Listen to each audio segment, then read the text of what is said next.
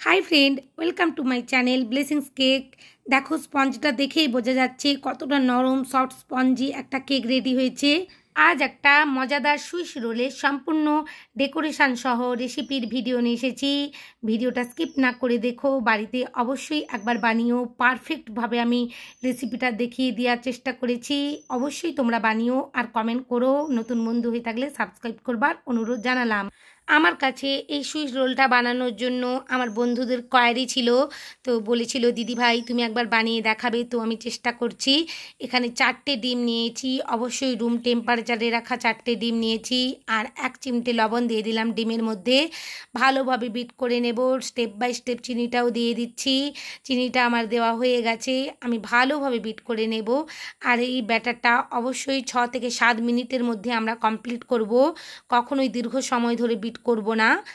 ভালোভাবে এইভাবে 3 থেকে 4 মিনিট বিট করতে থাকব, যাতে ডিম আর চিনিটা খুব সুন্দরভাবে মিশে যায় আর একটা ফোমি আকার হয়, একটা ক্রিমি স্ট্রাকচার আসে। আর সব সময় বিটার কাটা হাই থাকবে, কখনো লোতে করবে না। ফুল স্পিডে রেখেই খুব সুন্দরভাবে তোমরা এটা বিট করতে থাকবে। চিনি এভাবে বিট করতে থাকলেই মিশে যাবে, ডিমের ফোমে পরিণত হয়ে যাবে, ডিমের সাথে মিশে যাবে চিনিটা ভালোভাবে। আর এই পর্যায়ে এসে আমি এসেন্স দিয়ে দিলাম। তোমরা যে যেমন এসেন্সের ফ্লেভারটা চাও সেটাই দিতে পারো। আমি এখানে ভ্যানিলা দিয়েছি, তোমরা ম্যাঙ্গো হলে ম্যাঙ্গো দিতে পারো, পাইনাপেল, বাটারস্কচ, যে কোনো ফ্লেভার তোমরা দিতে পারো, কোনো অসুবিধে নেই। আমি এখানে ভ্যানিলা ফ্লেভার রেখেছি। এরপর আমি এখানে ময়দা আর কর্নফ্লাওয়ার নিয়েছি, সমস্তটাই আমি চেলে নেব। অবশ্যই চেলে নিতে হবে বন্ধুরা। সব সময় ময়দা আর যা কিছু শুকনো উপকরণ চেলে চেলেই নিতে হবে। আর এখানে যে বিটের কাঁটা ছিল আমি সেটা দিয়েই ভালোভাবে মাখিয়ে নিচ্ছি। ময়দা আর কর্নফ্লাওয়ারটা আমি দুটো ধাপে দিয়ে দিলাম আর ভালোভাবে মাখিয়ে নেব। খুবই ভালোভাবে মাখিয়ে নিতে হবে, যেন এতটুকু না শুকনো থাকে, সেটা লক্ষ্য রাখতে হবে অবশ্যই। খুব একটা জোরে জোরে মাখানো যাবে না, খুবই স্লো মোশনে মাখাতে হবে। আমি ভিডিওয় একটু ফাস্ট রেখেছি, কিন্তু খুবই স্লোভাবে মাখাতে হবে এটা। দেখো আমি তোমাদেরকে স্প্যাচুলা দিয়েও দেখিয়ে দিচ্ছি কত সুন্দরভাবে মেখে গেছে। এরপর আমি একটা ট্রেতে বেকিং পেপার আর তেল দিয়ে ভালোভাবে এখানে আমি রেডি করে রেখেছিলাম। অবশ্যই এই কাজটা আগে থেকে করে নেবে। আর ওটিজিটা প্রিহিট করতে দিয়ে দেবে অবশ্যই, কর্নফ্লাওয়ার আর ময়দাটা ডিমের ব্যাটারের সাথে মেশানোর আগে। ওটিজিটা যতক্ষণ ফ্রি হিট হচ্ছিল সেই সময়ই এই শুকনো উপকরণগুলো মেশাতে হবে। আর আগে থেকে রেডি করে রাখা ট্রের মধ্যে অবশ্যই ঢেলে নিতে হবে ভালোভাবে। ধীরে ধীরে সমস্ত অংশের ব্যাটারটা আমি এখানে ঢেলে নিচ্ছি। তোমরা আরও বড় ওটিজির যে ট্রে পাওয়া যায় ওটিজির সাথে দিয়ে থাকে, সেগুলোতেও তোমরা বেক করে নিতে পারো। আমি একটু ছোট সাইজে নিয়ে নিয়েছি। তোমরা যদি পাতলা করতে চাও তোমরা যে কোনো রকমের ট্রে তোমরা নিয়ে নিতে পারো, কোনো অসুবিধে নেই। কিন্তু ইভেনলি স্প্রেড করাতে হবে চারিদিকে, যেন কোনো অংশে একটু উঁচু নিচু এরকম না থাকে। দেখো আমি ভিডিও দেখিয়ে দিচ্ছি তোমাদের, যাতে কোনো রকমের অসুবিধে না হয়। আমি খুব ভালোভাবে স্প্রেড করিয়ে নিয়েছি। আর এটা 20 থেকে 25 মিনিটের জন্য 160 ডিগ্রি সেন্টিগ্রেডে 20 মিনিটের জন্য বেক করেছি। 160 ডিগ্রি সেন্টিগ্রেডে ওটিজির মধ্যে মাত্র 20 মিনিট থেকে 25 মিনিটের মধ্যেই তোমাকে চেক করে নিতে হবে। 20 মিনিটের মধ্যেই এটা হয়ে যাবে, বেশি সময় তোমরা করবে না। আমি বারবার টাইমটা কেন বলছি, বেশি সময় ধরে করলেই এটা পাঁপড়ের মতন একটা শুকনো ভাজা হয়ে যাবে। এরকম নরম তুলতুলে একটা কখনোই তুমি সুইস রোলের যে আমরা বেসটা রেডি করছি সেটা পাবে না, স্পঞ্জটা পাবে না। আর বারবার তুমি যখনই সুইস রোলের মতন এটাকে গোল করে রাউন্ড করতে যাবে সেটা খুলে যাবে, ভেঙে যাবে, কখনোই তোমার এটা রাউন্ড গোল হবে না। দেখো আর এখানে আমি বেকিং পেপার ইউজ করছি। বেকিং পেপারের উপর রেখেছি পুরো স্পঞ্জটাকে। কত নরম সফট একটা স্পঞ্জ রেডি হয়েছে। অবশ্যই বাড়িতে একবার ট্রাই করো। আর একটা টিপস দিয়ে রাখি এখানে, যে আমি ক্রিমটা ব্যবহার করছি অবশ্যই আলতো হাতে মাখাচ্ছি, খুবই ধীরে ধীরে কাজগুলো করছিলাম আমি। আর অবশ্যই মাইনাস ক্রিম মাখাবো এখানে, কখনোই অতিরিক্ত ক্রিম এখানে দেওয়া যাবে না। একেবারে মাইনাস ক্রিম দিতে হবে, যেটাকে মাইনাস ক্রিম বলা হয়, সেটা দিয়েই আমি এখানে স্প্রেড করব। তোমরা অবশ্যই ভিডিওর মধ্যে দেখতে পাচ্ছ, আর আমার কথাগুলো অবশ্যই তোমরা শুনো মন দিয়ে। নিশ্চয়ই বাড়িতে এরকম ধরনের একটা পারফেক্ট সুশি রোল বানাতে পারবে, আর টেস্ট অসাধারণ হয়, যেটা বলবারই নয়। খুবই সুন্দর টেস্ট হয় খেতে। সাথে সাথেই সবাই খেয়ে নেবে। আমার বাড়ির সবাই সাথে সাথেই খেয়ে নিচ্ছিল, বলছিল মা তুমি আরেকটা সুশি রোল বানাও, আমি আরেকটা বানাবো, সেটাও তোমাদের সাথে আমি শেয়ার করব। তোমরা বাড়িতে অবশ্যই বানিও, আর কেমন হলো আমাকে কমেন্ট করো। আমার এই চ্যানেলে নতুন বন্ধু হয়ে থাকলে চ্যানেলটা সাবস্ক্রাইব করবার অনুরোধ জানালাম। পাশে থাকা বেল আইকনটি ক্লিক করতে ভুলো না, যাতে সমস্ত ভিডিওর নোটিফিকেশান তোমাদের কাছে পৌঁছে যায়। দেখো আমি কিভাবে রাউন্ডটা করছি। প্রথমে একটু ছোটো করে রাউন্ড করে নিয়েছিলাম, তারপরে গোল করে ঘুরিয়ে নিয়েছি। আর ক্রিমটা অবশ্যই মাইনাস দিয়েছি, তোমরা কেন বুঝতেই পারছো এখানে ক্রিমটা কেন কম দিয়েছি।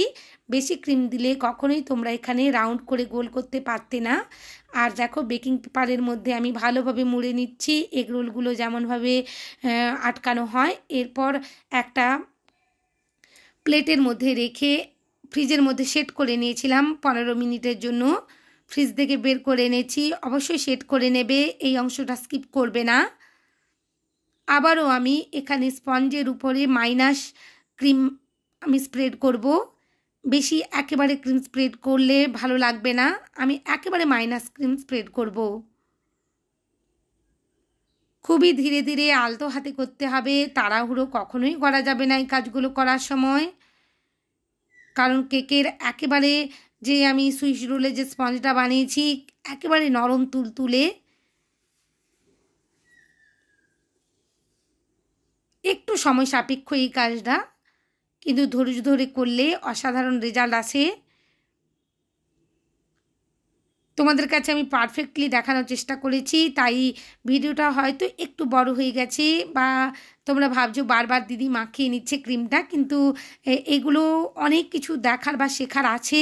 কারণ এগুলো স্কিপ করে গেলে কিভাবে মাখানো হবে বা কিভাবে কতটা ক্রিম মাখানো হবে তোমরা বুঝতে পারবে না। তাই আমি একটু ভিডিওটা লং করেছি, তোমরা অবশ্যই দেখো আর বাড়িতে বানিও।